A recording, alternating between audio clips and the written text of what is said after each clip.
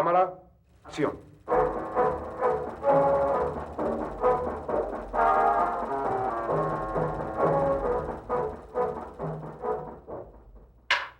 Escena 1, toma 1. Los que hicieron nuestro cine.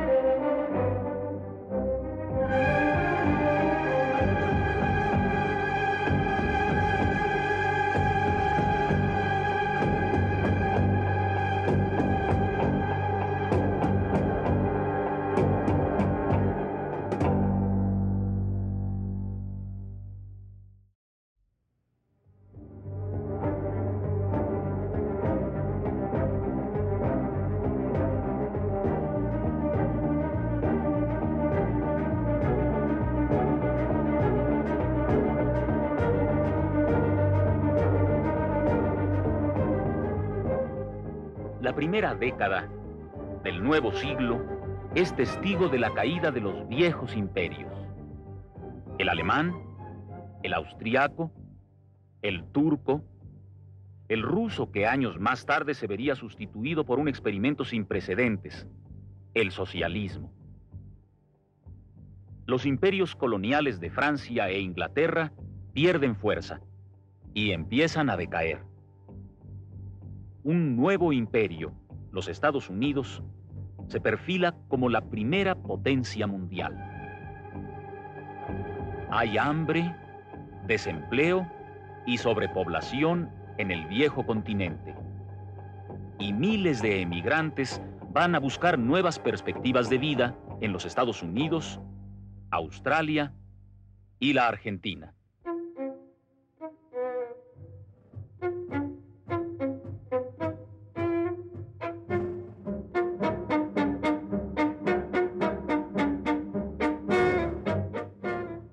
Exactas, ruidosas, casi infalibles, las máquinas cumplían más de 40 años de trabajos forzados, sustituyendo a muchos obreros.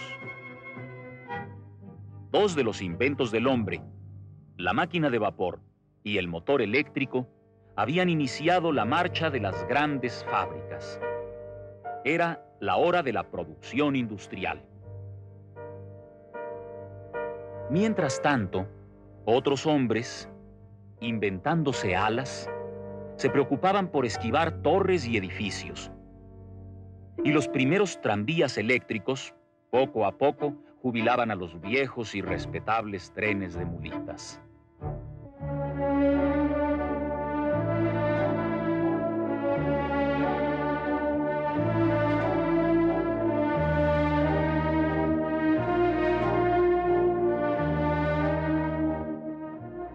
Francia seguía siendo el centro cultural del mundo occidental. Y los parisinos serían los primeros en subirse al metro y en organizar la bienvenida al nuevo siglo en un escenario de lujo, la Exposición Universal de París, donde brillaría una nueva estrella, la innovación tecnológica. Mientras tanto, en el campo de las artes, las líneas neoclásicas se rendían ante el Art Nouveau. Y en la música, el romanticismo cedía ante las nuevas formas atonales.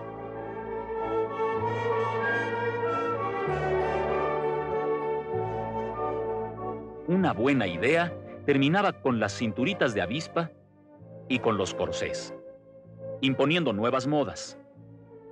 Y en pocos años, la fotografía ha sustituido casi totalmente al retrato pintado. Y se descubre que las imágenes que vemos y que se proyectan en nuestra retina no se borran instantáneamente, sino persisten durante unos segundos.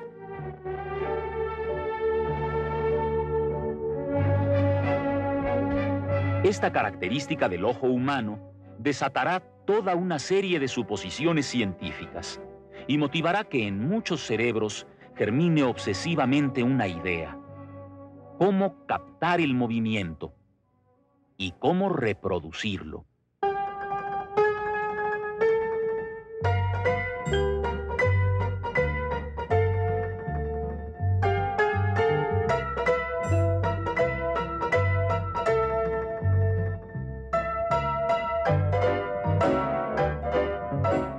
Son muchos los inventores. Unos se inspiran en la magia de las sombras chinas y van de la linterna mágica al zoótropo, y más tarde al praxinoscopio de Raynaud. Pero se trataba de imprimir imágenes en una película, y no de iluminar cartones que dieran vueltas, pensaban otros.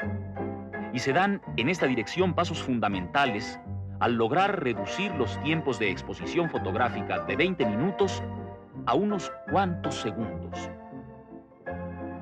Muybridge, un inglés, es el primero en captar el galope de un caballo, colocando una serie de cámaras fotográficas alineadas que accionaban con el paso del cuadrúpedo.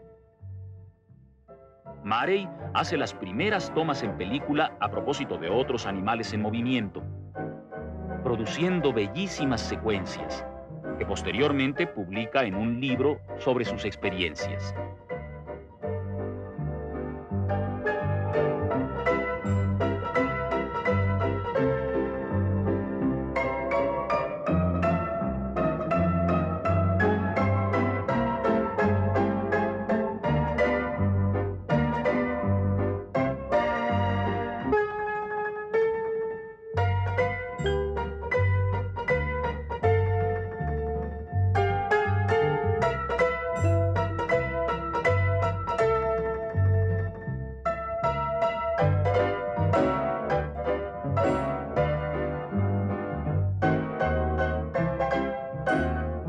Mientras tanto, en los Estados Unidos, Edison, el prolífico inventor, lograba importantes avances. En combinación con George Eastman, el fabricante de película fotográfica, había descubierto las posibilidades que ofrecía la película de 35 milímetros con 4 perforaciones, y hacía intentos por combinar la fotografía animada con un modelo perfeccionado de su fonógrafo, en pos del cine sonoro. Después de mucho tratar, se da por vencido y decide meter sus películas perforadas en grandes cajas de madera. Acondiciona unos anteojos y lanza al mercado su kinetoscopio.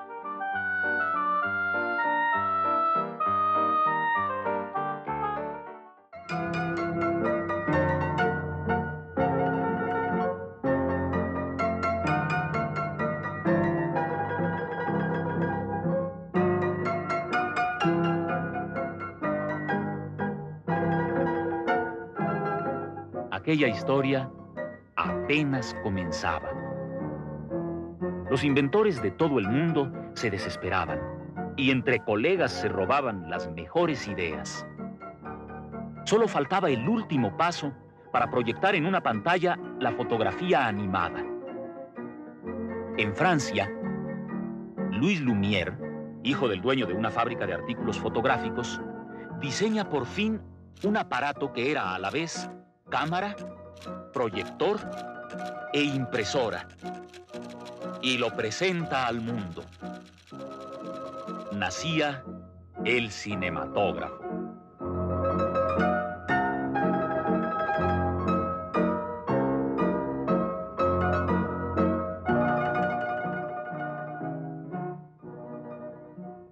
Pensemos en la magnitud del asombro de los primeros espectadores cuando un tren, que aparecía a lo lejos en una pantalla blanca, empezaba a acercarse más y más hasta casi pasar sobre ellos. Solo sabemos que se echaron hacia atrás y que después, repuestos del susto, dijeron: es igual a la vida real.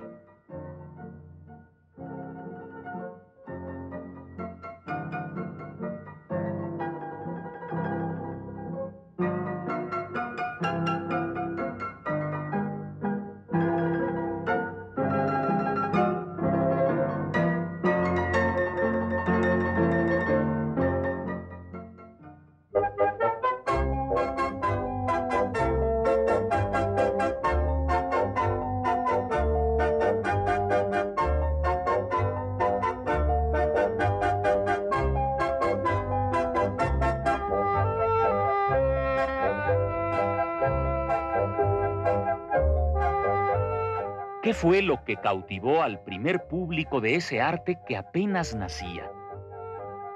¿Qué poder interno manaba del cinematógrafo?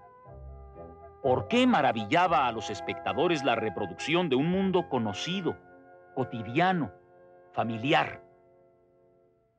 Cosas vistas centenares de veces atrajeron a multitudes que se habían enamorado no del tren, que podrían ver cualquier día en la estación, sino de la imagen del tren.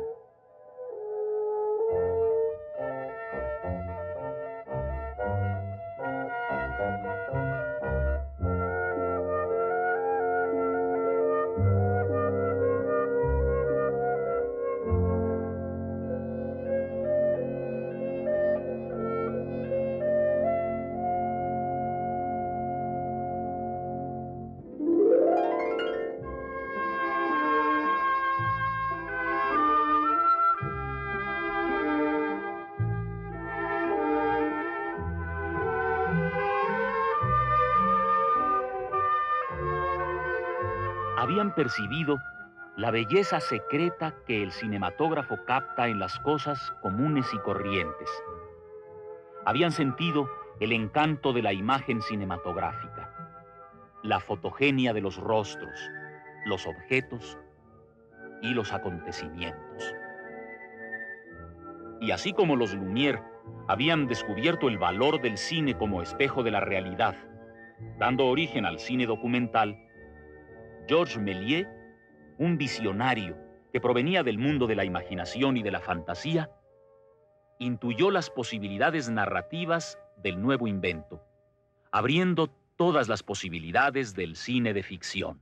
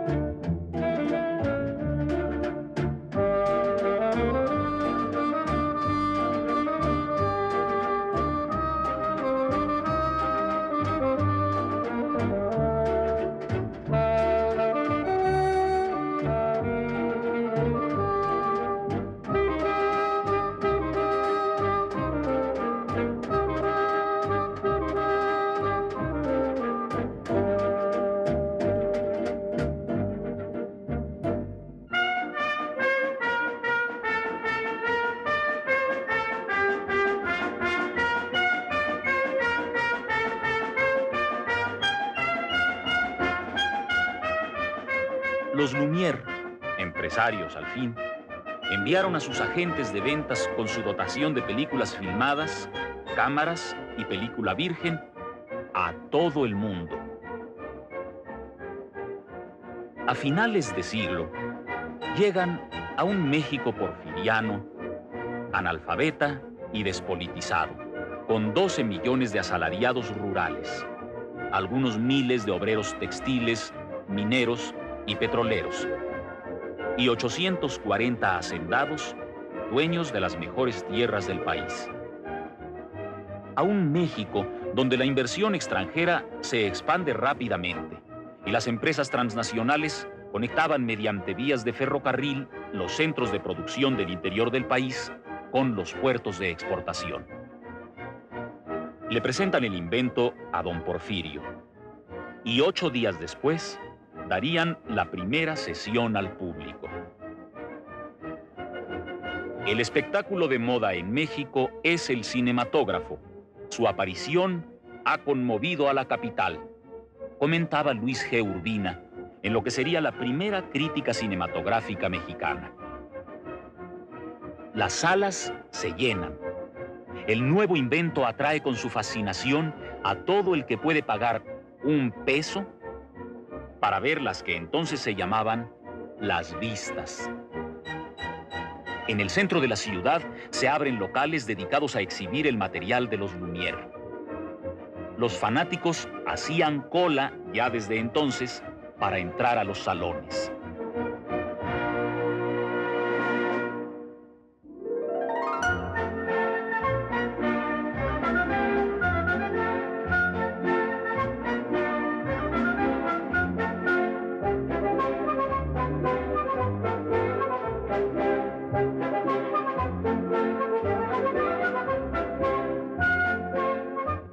Mientras tanto, algunos mexicanos empezaron a comprar proyectores, películas, cámaras, material virgen y equipo de revelado. Y se establecen las primeras salas dedicadas a la exhibición cinematográfica. Ignacio Aguirre, por ejemplo, compró numerosas cintas y recorrió el centro del país con el invento. Salvador Toscano, que en ese entonces tenía 21 años, adquiría con sus ahorros un proyector y traía a México los fantásticos cortos de Méliès. Aguirre, Toscano, Carlos Mongrán, Enrique Rosas, los hermanos Estal y Guillermo Becerril serían los pioneros de la distribución y exhibición del cine en México. También serían los primeros documentalistas y los realizadores de las primeras cintas de ficción.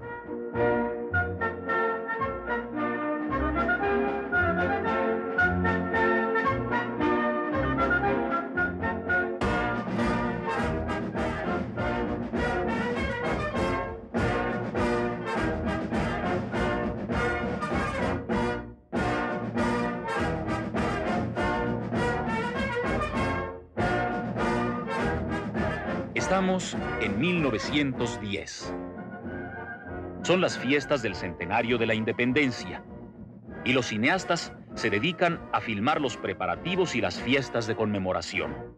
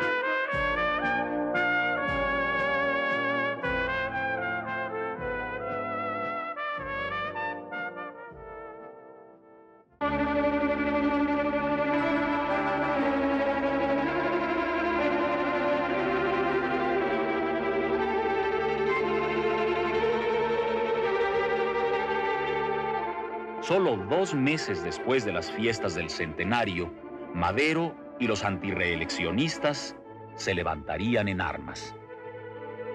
Ha llegado la revolución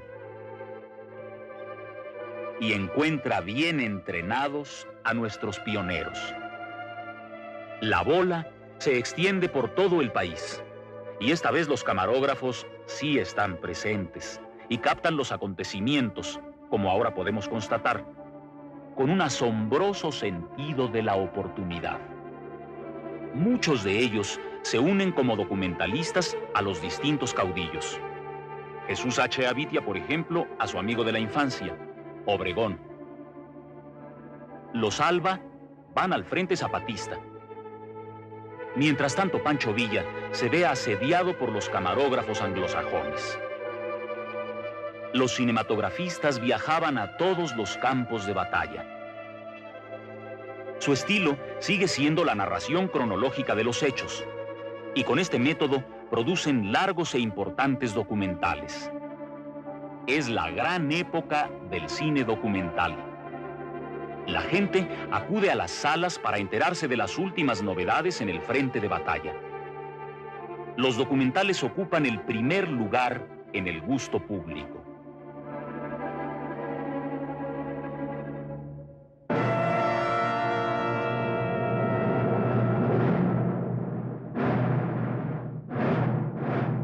Llega Madero y la ciudad se desborda. México lo recibe con una ovación como no se ha visto nunca.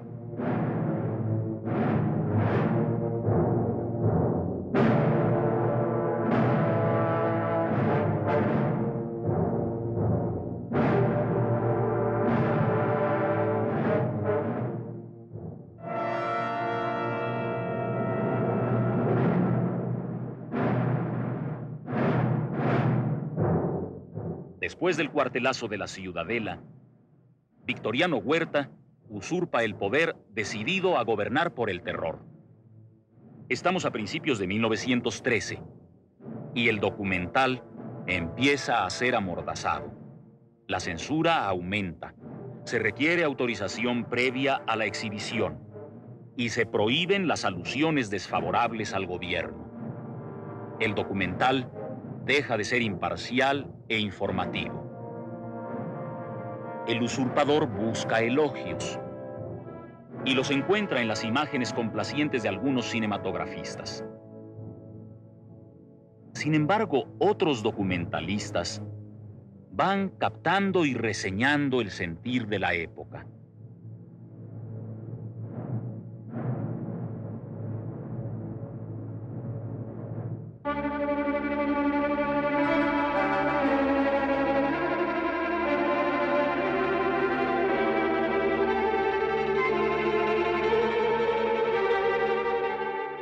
Pero volvamos a la historia. Venustiano Carranza se levanta en armas. Su campaña contra Huerta fue fulminante y llega pronto al triunfo. En 1920, a la sombra del caudillo, el documental se convierte en propaganda directa y en instrumento didáctico del Estado. Los documentalistas del oficialismo ya no tratan de acercarse a la vida y reproducirla verazmente. Falsean los acontecimientos y proponen una visión distorsionada por la óptica de sus intereses. Los verdaderos cinematografistas optan entonces por otra forma del cine, la ficción. El cine basado en un argumento literario y que era un recurso hasta entonces poco utilizado. Dentro de esta línea, se realizarían muchas cintas en los años venideros. El cineasta mexicano encontrará en la fantasía y en la imaginación las posibilidades de expresión que le cerraba la realidad política del país. Pero este es el tema de nuestro próximo programa.